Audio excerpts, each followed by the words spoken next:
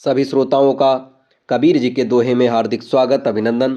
आज के इस वीडियो में आप सभी के सामने प्रस्तुत है कबीर जी का एक दोहा और उसकी विस्तृत व्याख्या। बढ़ते हैं दोहे की तरफ। ऊंचे पानी ना टिके नीचे ही ठहराए, नीचा होए सो फिर भर पिए, ऊंचा प्यासा जाए। साहब कबीर जब कहते हैं ऊंचे पानी ना टिके नीचे ही ठहराए, तो वे ना कोई सामाजिक टिप्पणी कर रहे हैं, न जाति का विमर्श और न ही शिष्टाचार का कोई उपदेश दे रहे हैं। वे तो केवल अस्तित्व के परम नियम की घोषणा करते हैं। ये सूत्र केवल पानी का नियम नहीं है, ये अहंकार और शून्य के बीच का शाश्वत संघर्ष है। तुम जितने ऊंचे खड़े हो उतने ही अकेले हो, तुम जितने शिखर पर हो उतने ही प्यासे हो। पर्वत का शिखर बहुत भव्य मालूम पड़ता है, दूर से देखने वालों को आकर्षित करता है, लेकिन शिखर का अर्थ है अत्यंत अकेलापन। वहाँ न फूल खिलते हैं न हरियाली होती है, वहाँ केवल पत्थर होते हैं अकड़कर खड़े हुए। आखिर क्यों? क्योंकि शिखर के पास वह पात्र नहीं जिससे जल को संग्रह कर सकें। वह इतना भरा हुआ है खुद से अपनी ऊंचाई से कि वहाँ परमात्मा की वर्षा भी आती है तो फिसल जाती है।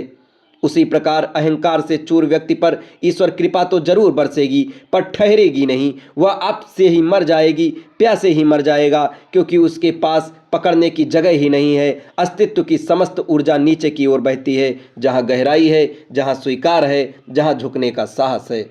और जो भरा हुआ है वह और क्या ग्रहण करेगा। इसलिए साहब कबीर कहते हैं नीचा होए सो भर पिए। नीचे होने का अर्थहीनता नहीं, ग्रहणशीलता है।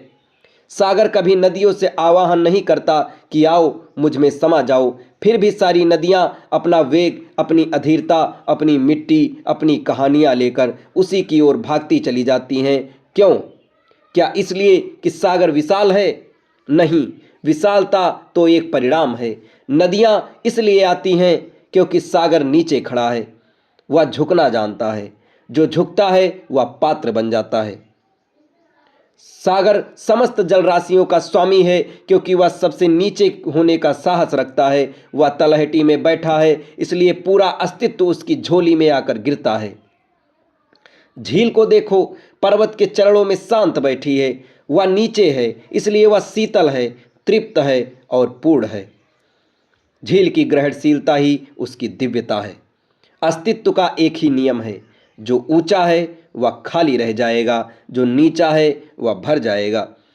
जब तुम नीचे होते हो तुम एक शून्य बन जाते हो, और जैसे ही तुम शून्य हुए परमात्मा तुमसे उतरने को आतुर हो जाता है। झुकने का अर्थ ये नहीं है कि तुम किसी के पैर पकड़ लो, वह तो अभिनय हो सकता है। झुकने का असली अर्थ है अपने भीतर एक शून्यता पैदा करना, ये स्वीकार करना कि मैं नहीं जानता हूँ। झुकना कोई कमजोर नहीं, ये तो विराट को निमंत्रित करने की कला है। ऊंचाई का अर्थ है अहंकार, वह स्थिति जहाँ व्यक्ति अपने बारे में निष्कर्ष पर पहुँच चुका है, जहाँ वह कहता है मैं जानता हूँ, मुझे समझ आ गई है, अब और क्या चाहिए। और जहाँ निष्कर्ष है वहाँ यात्रा समाप्त हो जाती है। जहाँ यात्रा समाप्त होती है वहाँ सीख असंभव हो जाती है। जब तुम कहते हो मैं जानता हूँ तो तुमने अपने द्वार बंद कर लिए। जानने का दावा ही सत्य से मुंह मोड़ना है। ज्ञान उसी क्षण रुक जाता है जिस क्षण तुम स्वयं को ज्ञानी मान लेते हो।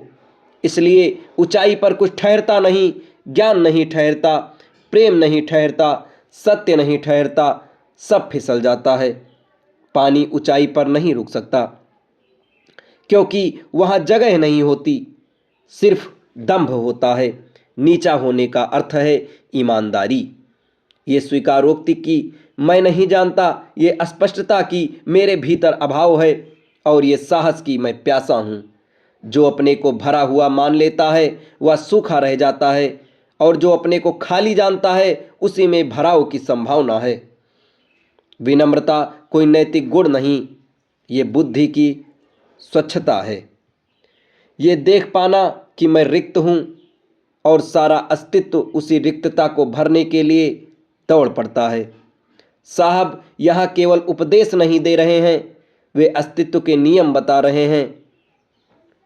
जैसे गुरुत्वाकर्षण के कारण पानी नीचे जाता है, वैसे ही सत्य वहाँ जाता है जहाँ मैं नहीं होता।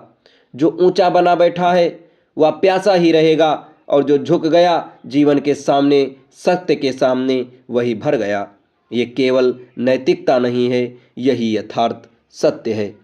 दोस्तों, ये दोहा आपको कैसा लगा और इसकी विस्तृत व्याख्या जो हमारे द्वारा आपने सुनी वो आपको कैसी लगी, कमेंट बॉक्स में ज़रूर बताएं। और ऐसे ही ढेर सारे दोहों के लिए हमारे चैनल के साथ जुड़े रहें। धन्यवाद। और अगर आपके पास कोई दोहा और उसकी व्याख्या जो आप हमारे माध्यम से लोगों को बताना चाहते हैं, कमेंट करके ज़रूर बताएं। हम आपके दोहे और उसकी व्याख्या को ज़रूर वीडियो बनाकर लोगों के समक्ष प्रस्तुत करेंगे। धन्यवाद।